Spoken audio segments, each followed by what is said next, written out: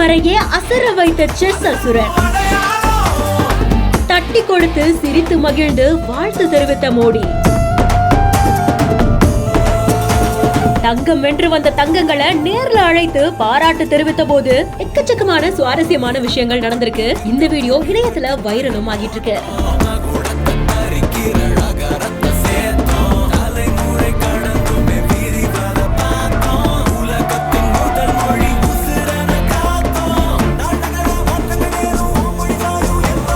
இந்த வீடியோ இணையத்துல வைரலும் ஆகிட்டு இருக்கு. ஹங்கேரி தலைநகரில் நடந்த 45வது செஸ் ஒலிம்பியாட் போட்டியில இந்திய அணி தங்கம் வென்று வரலாற்று சாதனை படைச்சிருந்தாங்க. செஸ் ஒலிம்பியாட்ல ஃபர்ஸ்ட் டைமா தங்கம் வென்ற இந்திய அணிக்கு அரசியல் தலைவர்கள், பிரபலங்கள்னு பலருமே வாழ்த்து தெரிவிச்சிட்டு இருக்காங்க. இந்த நிலையில தான் பிரதமர் மோடி அவர்கள் ஒலிம்பியாட்ல தங்கம் வென்ற இந்திய அணியை நேர்லயே சந்திச்சு அவங்க ஒவ்வொருத்தவங்களையும் பாராட்டும் வீடியோ இணையத்துல பதிவாகி இருக்கு. இதுல பிரக்யானந்தா அவர்களுக்கு வாழ்த்து தெரிவிக்கும் போது ரொம்பவும் சந்தோஷமான ஒரு முகத்தோட இருக்கிற பிரதமரை பார்க்க முடியுது. இந்த காட்சிகள் இணையத்திலையும் பயங்கரமா ஷேர் ஆயிட்டு இருக்கு. ஒரு பக்கம் வைஷாலி, இன்னொரு பக்கம் பிரக்யானந்தான்னு சாம்பியன்களை பெற்றெடுத்த மகராசி நடுவுல நின்னு பெருமையோட சிரிச்ச காட்சிகள், இப்போ பிரக்யானந்தா பிரதமரையே நேர்ல சந்திச்சு வாழ்த்து பெறும் காட்சிகள்னு அத்தனையுமே பாக்குறவங்களை நிகழ்ச்சி அடைய செய்யுது. இத பத்தின உங்களுடைய கருத்துக்களை கமெண்ட் செக்ஷன்ல சொல்லுங்க. மேலும் இன்ட்ரெஸ்டிங்கான இம்பார்ட்டன்டான செய்திகளுக்கு பிஹைண்ட் நோட்ஸை ஃபாலோ பண்ணிக்கோங்க.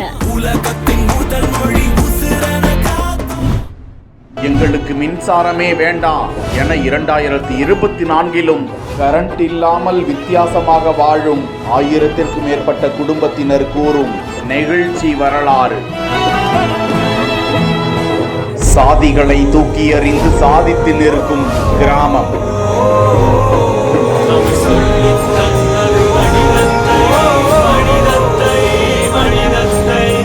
ஒரே நிறத்தில் ஆடைகளை அணிந்து பிச்சை ஆண்டவர் திருவிழாவில் ஒன்று கூடி நின்ற 5000 கரங்கள்.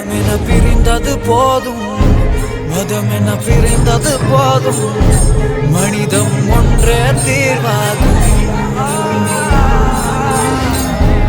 உயிர்களை எழுந்தது போதும், உறவுகள் அழுந்தது போதும்.